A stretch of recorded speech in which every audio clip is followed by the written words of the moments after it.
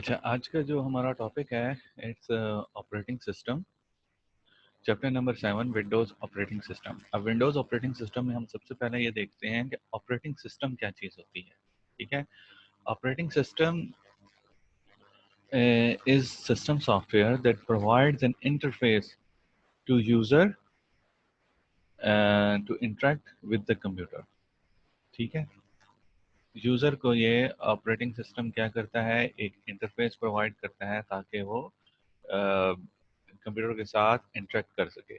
अच्छा, अब क्या होता है, without a computer operating system computer would be useless.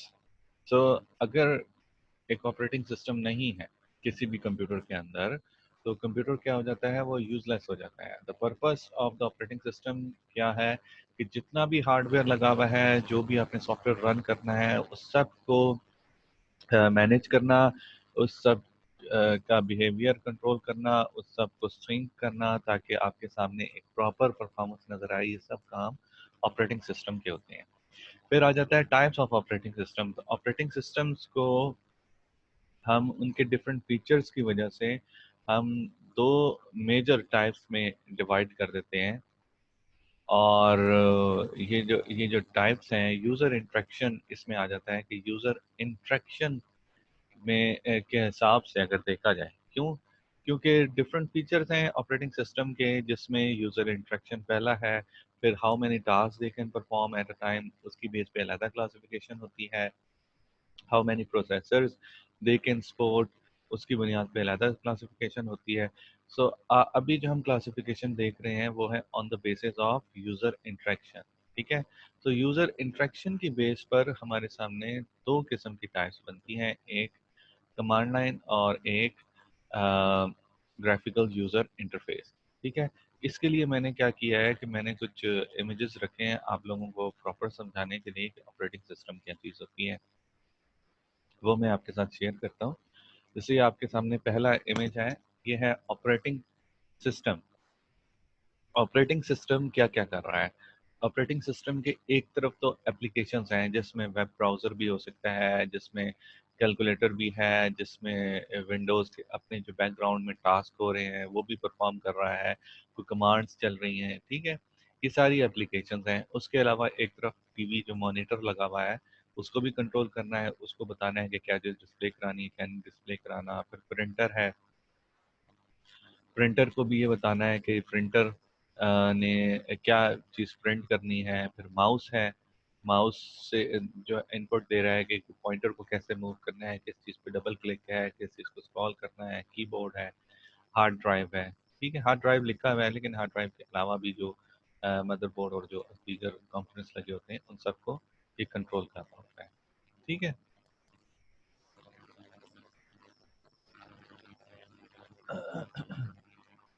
अच्छा, फिर आ जाता है कमांड लाइन इंटरफेस।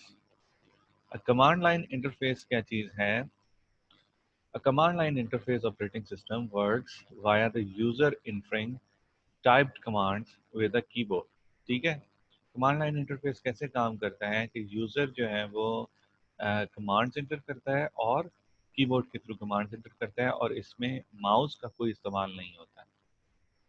अच्छा, फिर कमांड लाइन में क्या क्या चीज़ें नहीं होती हैं, उसमें विंडोज़ नहीं है, उसमें आइकन्स नहीं है, मेन्यूज नहीं है, पॉइंटर्स नहीं है, विंडोज़ नहीं है।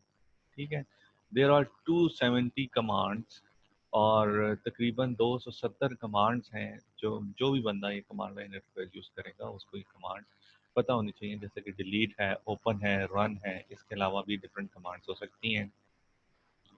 और जब भी आपने कोई कमांड देनी है तो कमांड आपने हमेशा बिल्कुल एक्यूरेट कमांड देनी है, कोई उसमें स्पेलिंग मिस्टेक नहीं होनी चाहिए, क्योंकि अगर स्पेलिंग मिस्टेक हुई तो जो कमांड्स हैं वो एग्जीक्यूट नहीं होंगे, और आप हो सकता है कि परेशान हो जाएं कि यार पता नहीं क्या प्रॉब्लम आ गया है, क्यों नहीं कमांड चल रही। ठीक है, तो इस चीज़ की वजह से हम ग्राफिकल यूज़र इंटरफेस की तरफ चले जाते हैं। क्योंकि जो कमांड्स हैं उनको याद रखना, उनको उनके स्पेलिंग्स याद रखना हर एक के लिए आसान नहीं होता। ठीक है, तो उसके मुकाबले में पॉइंटर से माउस से मूव करना और किसी भी फोल्डर को ओपन कर लेना, व्यू कर लेना, ये चीज़ है वो आसान होती है। बहरहाल ये हम अभी देखेंगे आपकी बुक से ही कि दोनों में डिफरेंस क्या है, ईज क्या है और डिफरेंस क्या है। अब ये आपके सामने एक विंडो है जिसमें एक कमांड प्रॉम्प्ट खुला हुआ है, और कमांड प्रॉम्प्ट मतलब ये एक एग्जांपल दी कि कमांड लाइन इंटरफेस कैसे काम करता है। कि हमने dir, ऑफ कर देता हूँ, dir जब हमने कमांड दी डायरेक्टरी, और हम जो थे वो सी में बैठे हुए थे, तो उसने क्या किया कि सी में जितने भी फोल्डर्स हैं वो हमारे सामने शो कर दिए। अब उसमें से हम ये कह देते हैं कि delete junk dot T x T, जो फाइल बनी हुई है टी एक्स टी, ये यहाँ पे लिखा हुआ आ रहा है, इसको हमने डिलीट कर देना है। ठीक है, तो कमांड्स हमने कहाँ पर एंटर की, कमांड्स हमने एंटर की जब हमारे सामने यहाँ पर कर्सर आ जाता है। ये जो कर्सर है जब ब्लिंक करना शुरू हो जाता है, इस लाइन पर आ गया है, तो यहाँ से हमने DEL लिखना शुरू किया, देख रहे हैं यहाँ पर आकर कर्सर आ गया। ठीक है, ये तो हो गया कमांड लाइन इंटरफेस।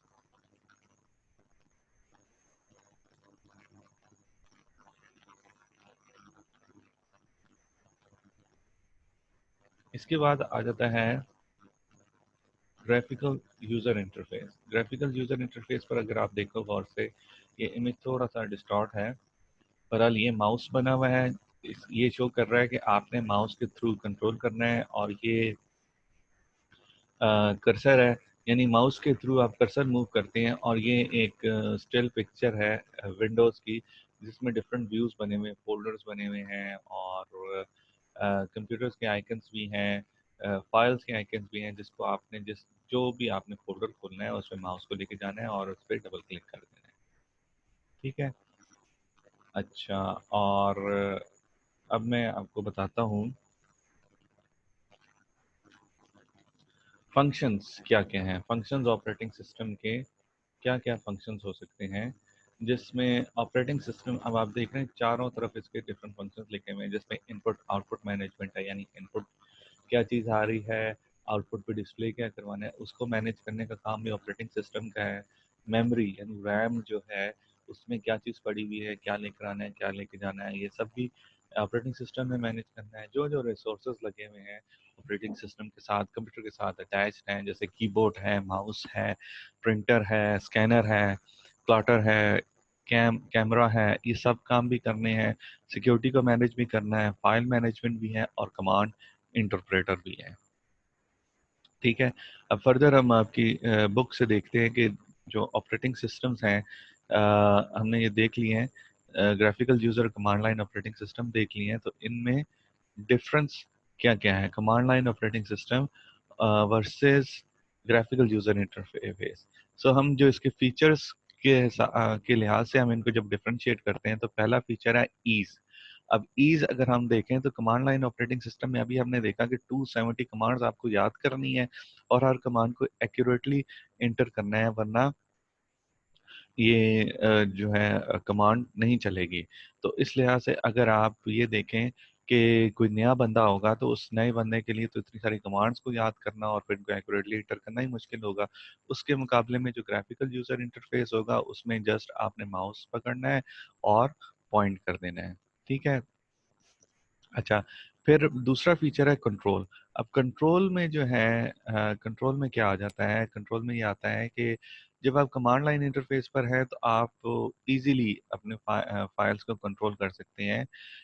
जैसा कि आपने कोई चीज़ कॉपी करनी है, जैसा कि आपने कोई चीज़ डिलीट करनी है, तो उसमें आपको सिर्फ एक लाइन लिखनी है और डिलीट हो जाएगी। रीनेम करना है या कॉपी करना है तो इजी हो जाता है। ऑपरेटिंग सिस्टम में भी काफ़ी आसान है, लेकिन ऑपरेटिंग सिस्टम में आपको 2-3 स्टेप्स करने पड़ते हैं, जिसमें राइट क्लिक करना है, फिर डिलीट दबाना है, फिर वो आपसे पूछेगा कि आपने डिलीट करना है ये वो। तो 2-3 स्टेप्स में काम होता है। ठीक है, फिर मल्टीटास्किंग। अब multitasking command line operating system में पॉसिबल नहीं है। आप एक वक्त में एक कमांड देते हैं और वो आपको एक रिजल्ट शो करता है। लेकिन ग्राफिकल यूजर इंटरफेस में क्या होता है, आप बैक वक्त 2-3 विंडोज खोल लेते हैं, और जो विंडो भी आपने व्यू करनी है, आप माउस ले जाके उससे कंट्रोल कर लेते हैं।